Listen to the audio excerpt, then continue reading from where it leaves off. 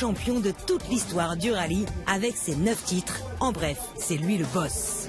Il a conduit les voitures les plus performantes au monde, comme la Citroën C4 WRC, la Pescarolo C60 des 24 heures du Mans, ou la Peugeot 208 T16 Spice Peak. Mais il y en a une qui l'a toujours fait rêver, une voiture qui a plus de 20 ans, la Peugeot 306 Maxi. Sébastien s'est donc offert ce rêve de gosse et plus encore, puisqu'il l'a engagé au Rallye du Var pour affronter les meilleures voitures d'aujourd'hui.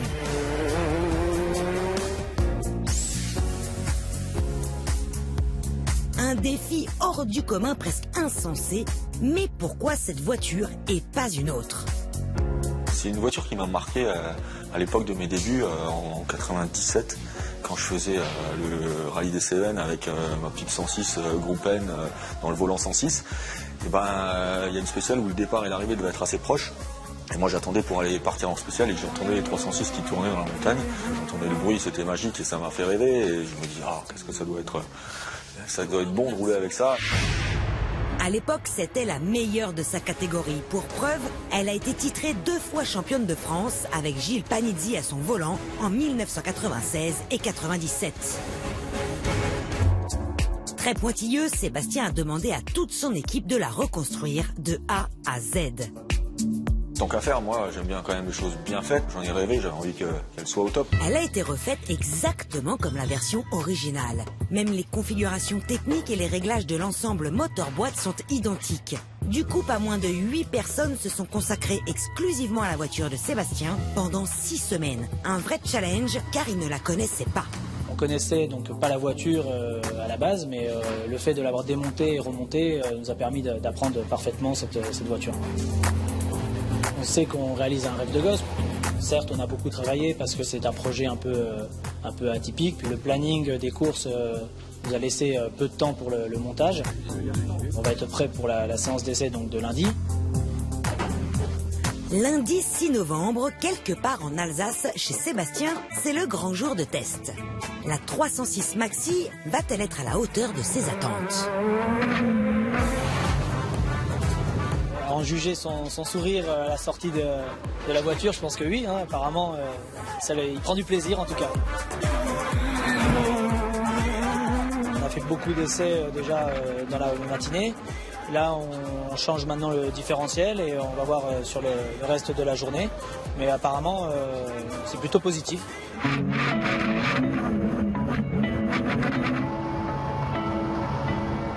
Et un peu mieux en motricité sur mon virage qui est postelé, là où elle saute comme ça et qu'elle avait tendance à faire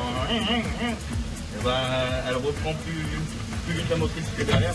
Le plus dur reste à faire. J'espère que le rallye va bien se passer, qu'on n'aura pas de problème technique et essayer d'être sur la plus haute marche du podium. Le rallye du Var. 14 spéciales, toutes plus difficiles les unes que les autres. Piégeuses, rapides ou très serrées, ce rallye, Sébastien l'a déjà gagné 3 fois. Y en aura-t-il une 4e? Le rallye du Var, 14 spéciales, toutes plus difficiles les unes que les autres. Sébastien l'a déjà remporté 3 fois. Cette fois-ci, gagnera-t-il au volant de sa 306 Maxi, une voiture d'une autre époque? C'est le grand jour. L'ambiance est tendue. Il ne reste plus que quelques minutes pour faire les derniers réglages avant le départ. Sébastien s'est mis en mode compétition. Il en a presque oublié la notion de plaisir. Le compétiteur s'est réveillé. Dès la première manche, il se classe 6e derrière des jeunes qui ont la rage. Car le rallye du Var, c'est aussi l'épreuve qui clôture le championnat de France. Le titre se joue ici. Pour autant, en fin de journée, le talent du nonuple champion du monde en impose. Il finit 3e, une prouesse avec sa mamie du rallye. Ça va, plutôt bien. Pour une voiture qui a 20 ans, on arrive à se battre avec les autres, donc c'est plutôt sympa. 2e jour de spécial, il a plu toute la nuit. La route est encore gramouillée et la météo incertaine pour toute la journée. Sébastien va vraiment devoir batailler pour rester sur le podium. Et dès la première spéciale, Sébastien fait des miracles et passe premier. Spectaculaire quand on sait qu'il se bagarre contre des voitures de la catégorie ultime du rallye, baptisées R5 et WRC. Elles sont équipées de 4 roues motrices, pas la 306. C'est un martien. C'est une évidence, même s'il refuse de l'accepter. Je suis pas un martien, mais ouais, non, c'est sûr que ce WRC, c'est pas simple, mais c'est cool. C'est une voiture super sympa à conduire, on s'amuse, c'est l'essentiel. Finalement, c'est à se demander si la notion de plaisir pour Sébastien est celle du commun des mortels. Pour lui, s'amuser au volant, c'est synonyme de gagne, de compétition et rien d'autre. Seb, à partir du moment où il prend le départ d'une épreuve, il a envie de gagner. Quand on est venu ici, il nous a dit je vais le faire avec une 306, mais les gars, il n'y a que la première place qui m'intéresse. Reste 4 spéciales dans l'après-midi, le risque de pluie est désormais nul. Ça roule très fort, la nuit tombe très vite. Daniel nous apprend finalement que la 9e étape a eu raison d'eux. L'équipage mythique redescend à la 2e place. On a eu du mal dans la spéciale d'avant parce que c'est trop posté pour nous pour la 306. Mais bon, c'est plate, c'était sympa de nuit. Ça faisait longtemps qu'on n'avait pas roulé nuit comme ça. Place au 3e et dernier jour du rallye. 4, c'est le nombre de spéciales qui reste à Sébastien. C'est là.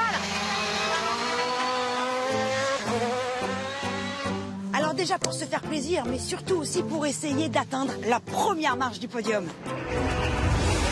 Alors que 16,7 secondes séparent Sébastien du premier, après seulement 2 spéciales, il n'en reste plus que 4,9. Sébastien ne lâche rien, il veut le podium. Juste devant, c'est la Fiesta WRC de David Salano, vainqueur du Rallye du Var en 2015. Ils s'adonnent tous les deux à une vraie bataille de titans. Quand, soudain, 13e étape du rallye, un chiffre que l'on n'aime pas. On a cassé le moteur. Il n'y a pas beaucoup plus à dire. On était en pleine accélération et d'un coup ça s'est arrêté. Donc c'est un sport mécanique, ça fait partie de la course. En tout cas, on s'est bien amusé. Le but c'était celui-là. Je préfère casser le moteur à la fin qu'au début. C'est comme ça, mais c'est pas bien grave. On le réparera et on recommencera.